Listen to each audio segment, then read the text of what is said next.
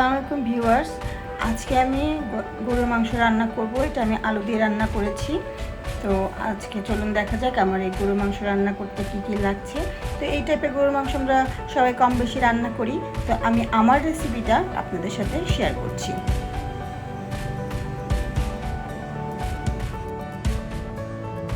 এখানে আমি গরুর মাংস নিয়ে নিয়েছি। এখন এখানে আমি মশলাগুলো একটা একটা করে দিয়ে দিচ্ছি। প্রথমে আমি দিয়ে দিচ্ছি মরিচের গুঁড়ো। মরিচের গুঁড়োটা আসলে ঝালের পরিমাণটা নির্ভর করে আপনারা কতটা ঝাল পছন্দ করেন সেটার উপরে। তারপরে দিয়ে দিচ্ছি হলুদের গুঁড়ো। আমি হলুদের গুঁড়োটা একটু কম দেবো মরিচের গুঁড়ো থেকে। এরপরে দিচ্ছি লবণ। লবণটা আপনারা আপনাদের স্বাদ মতো দিবেন। এখন আমি এগুলোকে ভালো করে হাত দিয়ে মাখিয়ে নেব।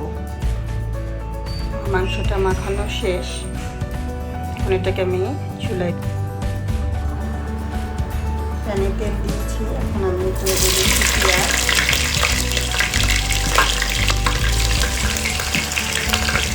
পেঁয়াজটা দিয়ে আমি কিছুক্ষণ পেঁয়াজটা ভেজে নিই। পেঁয়াজটা কিছুক্ষণ ভাজার পর এখন আমি এর মধ্যে দিয়ে দিব এলাচ দারচিনি দিয়ে এটাকে আবার কিছুক্ষণ ভাজবো।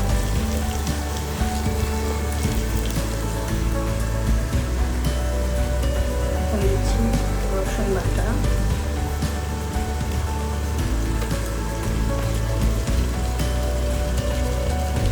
এরপরে দিচ্ছি আদা বাটা।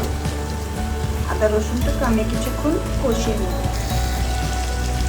আদা রসুন কষানো হয়ে গেছে। এখন আমি এর মধ্যে মাংসটা ঢেলে দেব। মাংসটা ঢেলে এটাকে আমি একটু মিক্স করে মাংসটা মিক্স করার পর এর মধ্যে এখন আমি কোনো পানি দিইনি, কিছু দিইনি। এটাকে জাস্ট আমি ঢেকে দিব। ঢেকে চুলার আঁচটা একদম কমিয়ে দেবো। এভাবে কমিয়ে আমি 15 মিনিটের মতো রাখবো। মাঝে মাঝে একটু নেড়ে দিব, বাট পানি দিব না।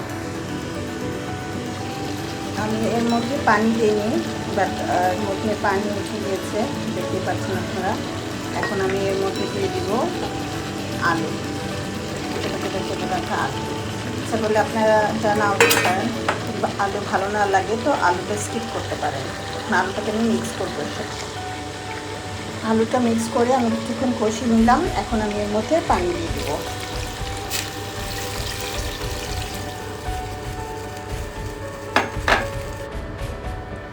এখন আমি চুলার আঁচটা বাড়িয়ে এটাকে ঢেকে রাখবো।